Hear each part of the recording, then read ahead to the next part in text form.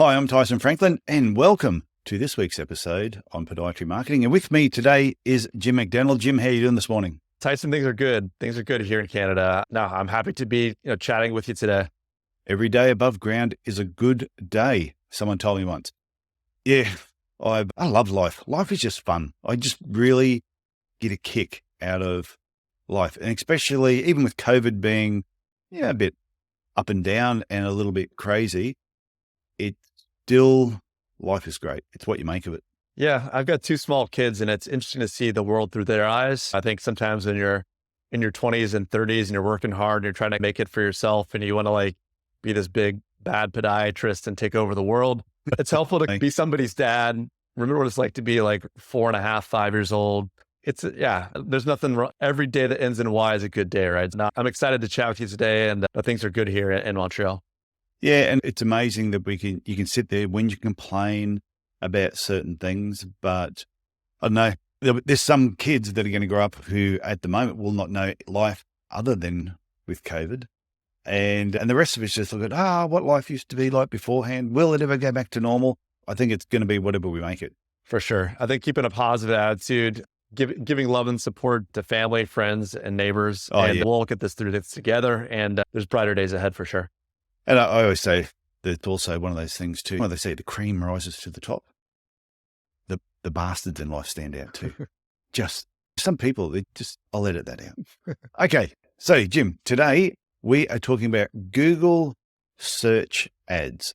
Now, how does this differ from other types of Google ads? But what do you mean by Google search ads? Yeah, so really referring to the time when patients or even you, Tyson, you type into that Google search box and you get the results page. And let's say you're typing podiatrist, Portland, Oregon, you're going to get a couple of areas that are the sponsored portions, right? Those little ad logos get smaller and smaller every year.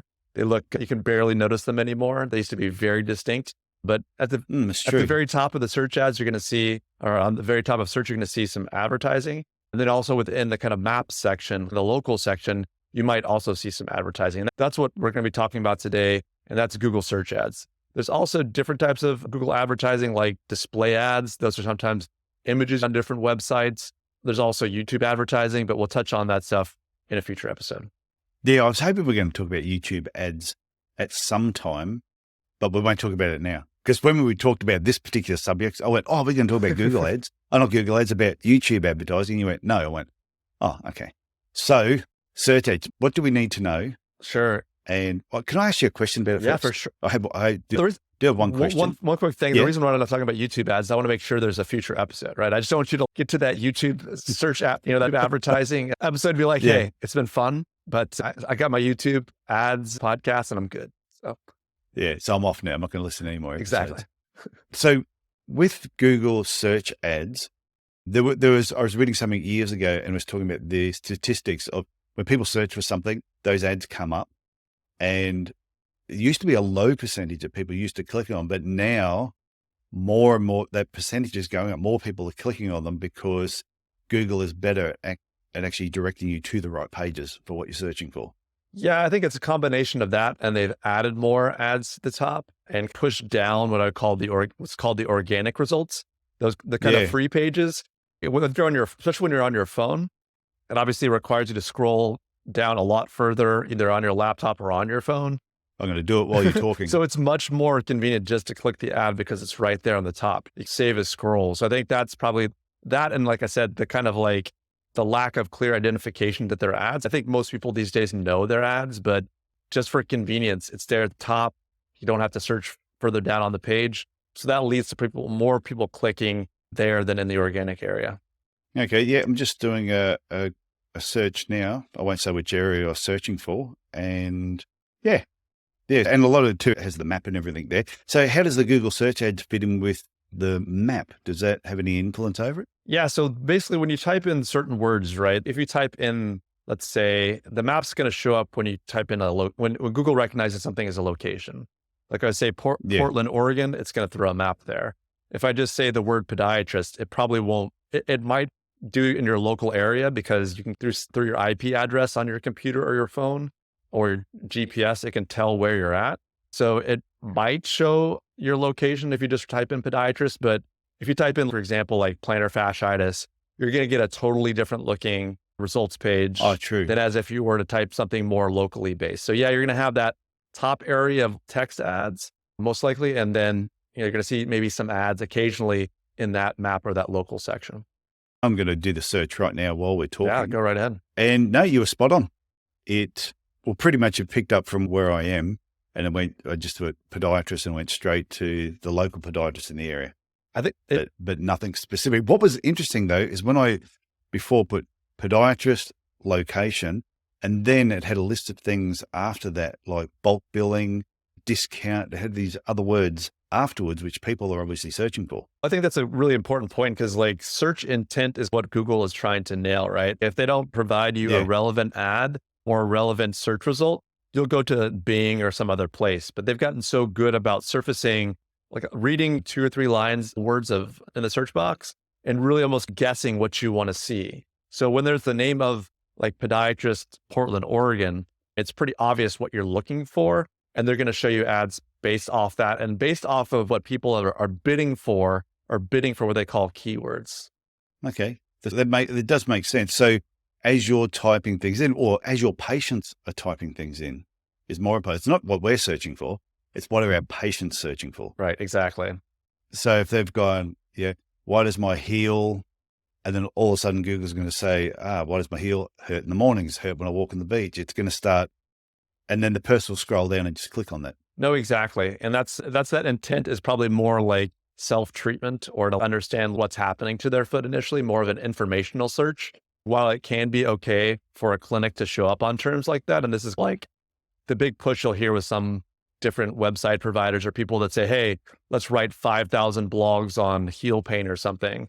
They're hoping that to show up on these informational searches, which was not the worst thing, but it's not the kind of what I would call like the low-hanging fruit kind of in the search ads area that probably should be the kind of the objective for most podiatrists or most clinics getting started with Google search ads. So what are podiatrists who are listening to this now, what do they need to do in relation to learning more about Google search ads? Yeah, so I'd say the first thing is to know, how does it work? So obviously you type in search terms into the box, and then people, for example, you as a clinic owner would be bidding on certain types of terms. So let's say you're a Portland podiatrist. So Portland, Oregon podiatrist, when someone's searching for that term, it's a high intent that they probably want to make an appointment. So you as the clinic owner would work with either someone on your staff that does marketing or an outside specialist to basically bid on terms like that are valuable to you in your practice. So when that does come up, you bid and you show up hopefully in that top 3, maybe even number 1. So people click your advertisement that has excellent copywriting that says Portland's best podiatrist or top Portland podiatrist appointments available. You have a good ad written. They click, they go to your website, and they land on a page that shows that you're a professional and allows them to take action on your website. So it's this kind of 3-legged stool or kind of 3 steps that all have to be in line. You have to kind of make sure that whatever they type into Google on the search box matches the keywords you're bidding on, and then they're sent by a relevant ad to a landing page. So when those things are in alignment, you can get patient appointments from there. And that, like I said, that's the best place for clinics to start, is focusing more on that. And there's different types of strategies and budgets and things that go into that as well. Yeah. Can you go into that in a bit more? So I know probably in a future episode, we'll talk about landing pages, which I think is a really important topic. But what else do they need to know as they go through that? How do they learn to do this? Yeah. So I'll put a link in the show notes today. I've written some different articles on this topic. So if people want to kind of educate themselves or get a list of resources, we'll put some, like I said, mentioned in the show notes. But it really is about, number 1, I'd say you don't want to bid on these informational terms. If you're bidding on plantar fasciitis, like I talked about, number 1, that person probably doesn't have a high likelihood to make an appointment right at that moment. And plus you're going to run into issues with bidding against Dr. Scholl's or other insole providers or how to treat it at home guides. If you're paying for those clicks, because that's how it works. When someone clicks on your ad, it's a pay-per-click model. If you bid $5, that's a $5 click. And if you have 20 people a day just wanting to learn about plantar fasciitis, that's $100 a day. with people that don't have a very high and intent. you're getting nothing from it. Right, exactly. You're getting a little bit of awareness, but it's not really leading to that kind of low-hanging fruit like I'm talking about. The kind of low. So what's a good budget? What's a good budget that people should probably allocate for Google search ads? Yeah, so depending on your location, generally you're looking at either if you're putting it together yourself or someone, this is not including the kind of like building out the campaigns, building out the copy, building out the landing pages. That's all separate. But I would say general spend for someone just starting Google Ads is probably somewhere in the ballpark of $1,000 to $2,000 a month. And why that's important is that, especially if you're in a competitive area, and let's say you have a $500 budget, divide 500 by 30. And what seems like a lot of money for $500 in ads, if you're doing the math, $20, if it's $10 per click, you're maybe only getting like 50 clicks that month, right? So what Google really thrives on is data. And that gives you a great chance to refine your ads, for Google to learn about when it's best to show you. Also, it provides you an opportunity to, if your ads are being clicked on more than competitors are because it's relevant and it's helpful, Google's going to place you higher. This is not a necessarily pay for position system. It has to kind of, like I said, meet that kind of, it has to be relevant. There has to be intent there. People have to stay on your website and interact with your website for Google. And what you mean by that? So if people come to you, they see the ad, they've typed something in, they see the ad, oh, that looks good. They click on it, it goes to your website, and it's on a page that is the completely wrong page. You've just sent them directly to your homepage, but they're looking for heel pain, but they're going to dig through. They'll just go, oh, wrong place, and they'll just zip straight off again. Yeah. So if they're not there for very long, Google will know that page was crap. Yeah, because everyone has pretty much everyone has Google Analytics applied to their website, right? So that's sending a consistent stream of data to Google. So they know when someone clicks on an ad, goes to your website, stays for a second, goes back to Google, clicks on another ad or another page. So this is a kind of 24/7, 365 learning that Google's doing to try to make sure that they are delivering the most relevant result. Because if they don't, like I mentioned, that's why people come to Google, because they feel like they're going to get the best result. If they fail at that, and if you help them fail at that, then they won't want to surface you high anymore, because you're not providing that value that's helping feed into their ecosystem and into their overall advertising and revenue system. So everyone will go back to Yahoo. I don't know. I think Yahoo's dead, but maybe Bing, DuckDuckGo. Atla Vista. Remember Atla Vista? Alta Vista, yeah, that was a good one. Alta Vista, yeah. That was the old days, wasn't it? How about like Ask Jeeves, I think was one. I don't know that one. You're like a butler. And when you're putting your ads together, or you're looking at it, because I've seen somewhere I will search something, and because I'm always searching about other, like podiatry terms, and then all of a sudden you'll see an ad pop up, and it'll be for, like, I'm in Cairns, far north Queensland, top of Australia, and all of a sudden there'll be an ad there for a podiatrist from Sydney. And I go, if I was a patient, I'm not gonna travel, 2,500 miles to get you to look at my heel pain.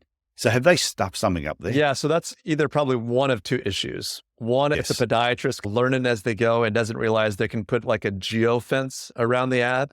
That's one of the beneficial aspects of the Google Search Ads platform, is you can say, okay, I want it to be in this postal code or this zip code only. And like we talked about with you, Tyson, with your cell phone, it could get a general sense of where you are or where you spend time based on where your phone's at or where your computer's at. And will only show that ad to people that are in that area. So someone's either doing some amateur marketing, and it's okay. You might learn that, but you may never know that you're doing that unless you know that system, because it can be a pretty complex system to navigate. And the other thing is that maybe it's a marketer that's trying to spend as much advertising dollars as possible because they benefit from a percentage of ad spend. So if people are you saying there's some shonky marketers out there? There might be a couple. I've run across maybe a couple, but that's, like I said, like it can be difficult though, because Google really tries to dumb it down. That's not a negative thing as far as people are learning, but what they want to, at the end of the day, I think Google's ideal is to, like, basically you give them money, it's a black box, and then they give you maybe a patient, or they give you a patient. They don't, like, it used to be a very open system where you could really control a lot of different parameters.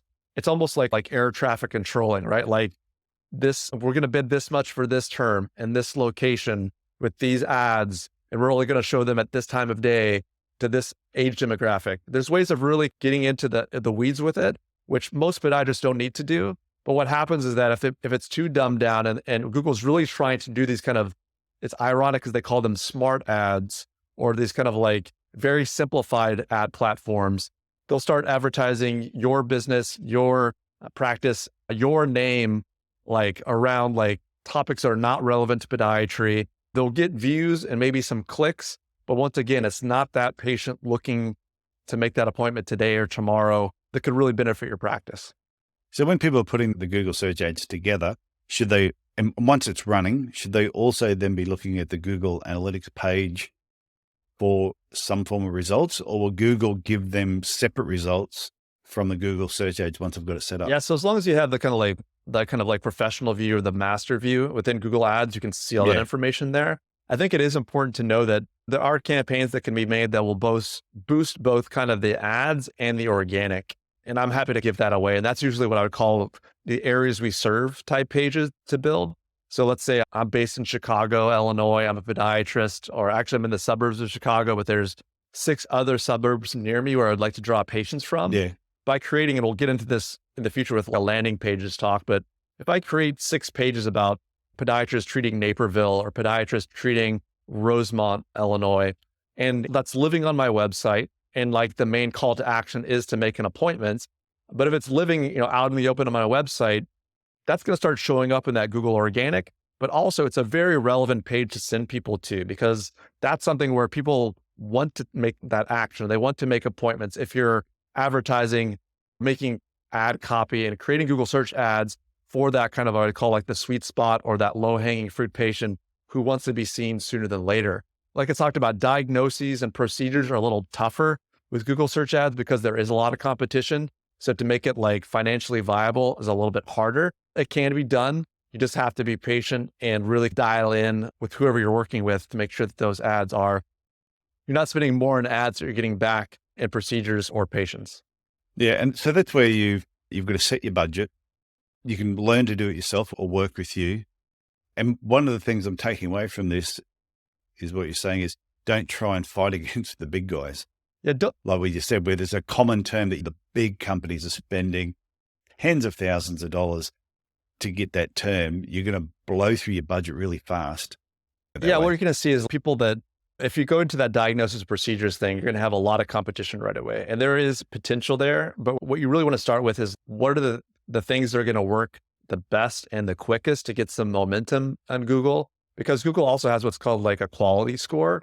This is what I say. If more people are clicking on your ads than a competitor or a clinic down the street's ads, Google sees that as a positive thing and wants to reward you by ranking you higher. So by kind of gaining momentum on these areas, local, the areas we serve pages, or, getting these kind of conversions or patient appointments, then you can kind of venture into more competitive areas.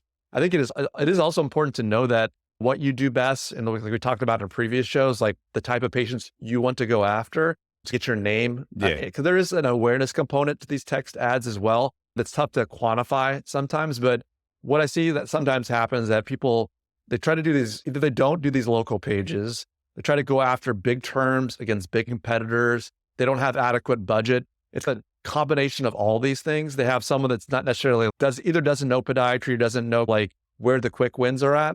They spend $500 or maybe even $1,000 for a couple of months in a row, and they get frustrated. And that's completely normal. But you have to really, with these ads and kind of the way the momentum within the Google system works, it's going to take 3 to 6 months of consistent advertising and optimization within the account to really get them to the point where they're creating those consistent patient appointments and really getting that visibility in the rankings so they can be in that top 1 or 2. If you're looking for, this is going to work tomorrow, if you're in a small area with limited competition, that is a possibility. If you're the only person in the area doing it, definitely a possibility.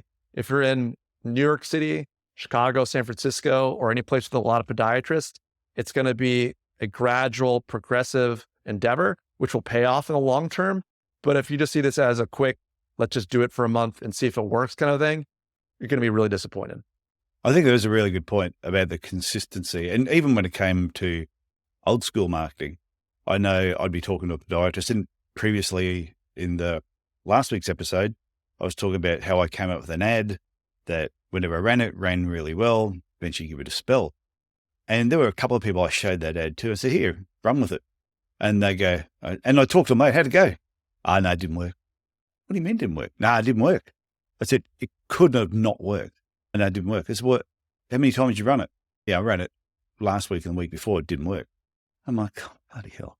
So it's the consistency, especially with the online, with Google search ads. It's just, you have to be consistent over a period of time for it to start gaining momentum to get the results. And I don't think this is the podiatrist's fault, or this is like, they're sold on this a lot of times, right? Like it is cold calling, cold emails, get instant patients, see 30 more patients next month, see 50 new patients next month if you use our system. I don't like, people are getting bombarded with these messages that it is like just a flip of a switch and you're good to go. And like life is going to be great with XYZ marketing firm. So like when expectations are set in that way and not in a realistic way, like I think it's understandable to be either frustrated, think it's a gimmick, or this doesn't really work.